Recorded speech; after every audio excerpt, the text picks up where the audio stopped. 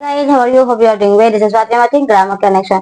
Guys, आज हम लोग सीखने वाले हैं सीक्वेंस ऑफ टेंसेस। सीक्वेंस मतलब होता है सिलसिला या क्रम। मीन्स कालों का क्रम या कालों का सिलसिला। इसके बारे में हम लोग जानेंगे गाइस। तो गाइस, लेट्स बिगिन। सबसे पहले मेन क्लॉज और सबऑर्डिनेट क्लॉज। मेन क्लॉज में ही सेज और सबऑर्डिनेट क्लॉज में दैट इट इज ट्रू। ये सब तो मैंने आपको ऑलरेडी क्लॉज में बता दिया है कि मेन क्लॉज क्या होता है, सबऑर्डिनेट क्लॉज क्या होता है। बट आज हम सीखने वाले हैं सीक्वेंस ऑफ टेंसेस। तो हम जानेंगे कि मैंने ऐसा क्यों लिखा है गाइस। मीन्स कहने का सीक्वेंस ऑफ टेंसेस मतलब होता है मेन क्लॉज का जो वर्ब है, ये सेज मतलब कहना, यह हमारा वर्ब है। तो मेन क्लोज का जो वर्ब है वो जिस टेंस में रहता है, सबऑर्डिनेट क्लोज का जो वर्ब होगा वो भी उसी टेंस में होगा।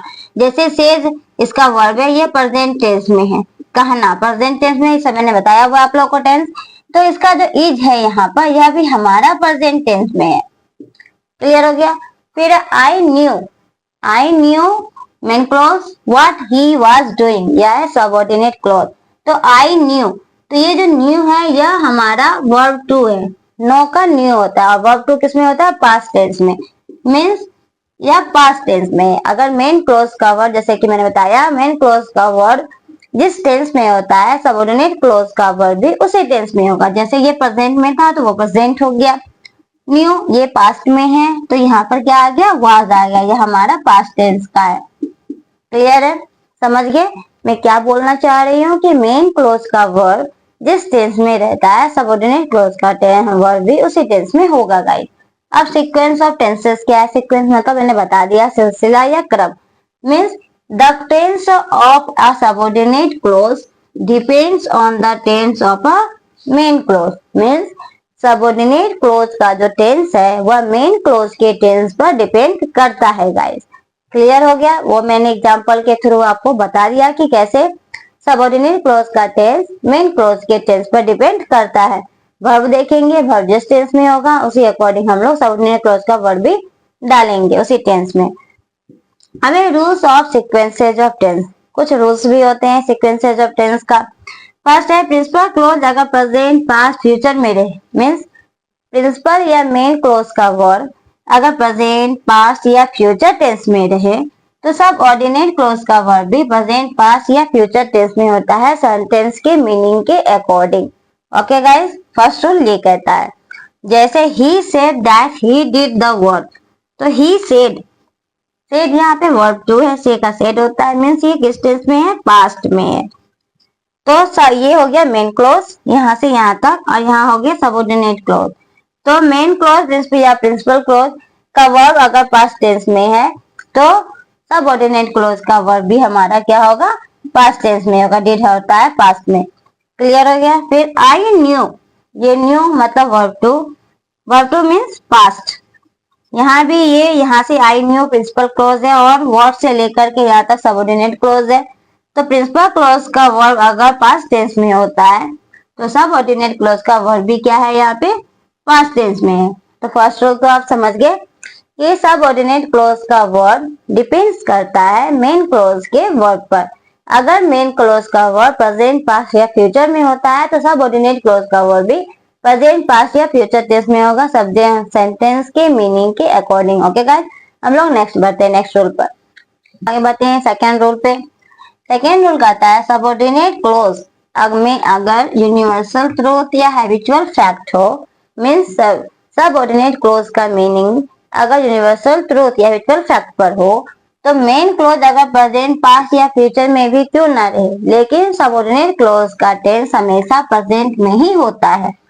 कब? जब सबऑर्डिनेट क्लोज यूनिवर्सल ट्रूथ या हैबिचुअल फैक्ट में हो। तब अगर मेन क्लोज में प्रेजेंट हो, पास्ट होते हैं या फ्यूचर किसी भी टेंस में हो, से कोई इफेक्ट नहीं पड़ता है। हमारा सबऑर्डिनेट क्लोज हमेशा प्रेजेंट टेंस में ही होगा। क्लियर? जैसे he said that man is mortal, he said main clause है, that man is mortal subordinate clause है। अब ये सेड तो यहाँ पर पास्ट टेंस है, लेकिन यहाँ पर इज है, प्रेजेंट है। क्यों? क्योंकि यह यूनिवर्सल ट्रूथ है कि आदमी मरणशील है, मनुष्य मरणशील है। यह यूनिवर्सल ट्रूथ है। यह अगर सबऑर्डिनेट क्लोज यूनिवर्सल ट्रूथ में रहे तो हम लोग प्रेजेंट ही डालते हैं, पर यहाँ पे पास्ट जरूर है लेकिन हम क्या डाले? प्रेजेंट डाले। क्यों? क्योंकि यह यूनिवर्सल ट्रूथ बात है। The teacher said that the earth is round. अब फिर देख रहे हो द टीचर, सेड तक हो गया मेन क्लोज और दैट से लेकर के सबऑर्डिनेट क्लोज। यहाँ पर भी सेड हमारा पास्ट में है, क्लियर है, लेकिन द अर्थ इज राउंड पृथ्वी गोल है, यह यूनिवर्सल ट्रूथ है, इसीलिए यहाँ पर भी क्या पड़ा, प्रेजेंट पड़ा, प्रेजेंट टेंस में हो गया सबऑर्डिनेट क्लॉज, क्योंकि यह भी यूनिवर्सल ट्रूथ है। तो क्लियर हो गया सेकंड रूल भी कि अगर सबऑर्डिनेट क्लॉज यूनिवर्सल ट्रूथ या हैबिचुअल फैक्ट में हो तो मेन क्लॉज प्रेजेंट पास्ट या फ्यूचर किसी में भी रहे, सबऑर्डिनेट क्लॉज का टेंस हमेशा प्रेजेंट में ही रहता है। ओके गाइस, क्लियर हो गया दोनों रूल।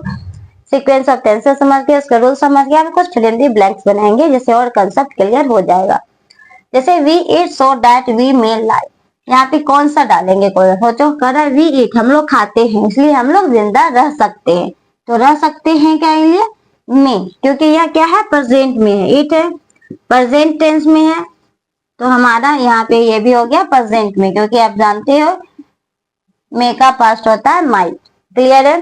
अब ही सेड दैट ही, अब लेटर है तो राइट ही होगा, बट यहाँ पे ये पास्ट में है तो राइट का पास्ट क्या हो जाएगा, रोट, तो ही रोट अ लेटर। समझे कब हुआ, क्योंकि यहाँ पे कोई यूनिवर्सल ट्रूथ या विचुअल फैक्ट नहीं है, इसीलिए जो जिस टेंस में मेन क्लोज जाएगा उसी टेंस में सबऑर्डिनेट क्लोज जाएगा। ये पास्ट में था तो लेटर को राइट करते हैं, तो राइट ना लिख करके रोट लिखेंगे, क्योंकि ये भी हमें किस में डालना है, पास्ट में डालना है। क्लियर हो गया। अब ही said that he dash the work, he said यहाँ पे भी यह पास्ट में है तो हमें फिनिश द वर्क या डिड द वर्क, तो ही डिड द वर्क, उसने काम किया, तो ही डिड द वर्क, तो यह भी हमें पास्ट में हो गया। डू नहीं डालेंगे, डज नहीं डालेंगे, क्योंकि यह मेन क्लोज पास्ट टेंस में है, ऐसे सबऑर्डिनेट क्लोज का वर्ब भी पास्ट में हो गया। ही सी said that John finished his task, अपना टास्क फिनिश कर लिया। तो अब ये देखो सेड ये भी यहाँ पे पास्ट में है, तो यहाँ फिनिश ना दे करके क्या देंगे, फिनिश देंगे, तो हो गया ना, ही said that John finished his task, finish भी हमारा पास्ट में है क्योंकि यहाँ पे ईडी लग गया है। क्लियर है। अबे the teacher said that the sun rise in, the sun dash in the east, ये तो यूनिवर्सल ट्रूथ है कि सन पूरब में उगता है, तो यूनिवर्सल ट्रूथ है, यहाँ पर ये सेड हमारा पास्ट में जरूर है, लेकिन यूनिवर्सल ट्रूथ होने के कारण ये क्या हो जाएगा, प्रेजेंट में हो जाएगा। राइजेस, क्योंकि सन है सिंगुलर के साथ एस लगता है, तो ये हो गया प्रेजेंट में, राइजेस इन द ईस्ट, तो इस तरह से ये बनता है। तो गाइस आज मैंने आप लोग को सीक्वेंस ऑफ टेंसेस बताए, मतलब कालों का क्रम या सिलसिला, कि कैसे मेन क्लोज का के वर्ब का टेंस सबऑर्डिनेट क्लोज के वर्ब पर मतलब सबऑर्डिनेट क्लोज का वर्ब का टेंस मेन क्लोज के वर्ब के टेंस पर डिपेंड करता है। बट जब अगर सबऑर्डिनेट क्लोज यूनिवर्सल ट्रूथ या हैबिचुअल फैक्ट में हो तो मेन क्लोज का वर्ब चाहे किसी भी टेंस में हो, लेकिन सबऑर्डिनेट क्लोज का वर्ब हमेशा प्रेजेंट टेंस में ही होता है। तो आज के ये वीडियो मैंने आप लोगों को सीक्वेंस ऑफ टेंसेस बताया। आई होप आपको आज का वीडियो अच्छा लगा हो।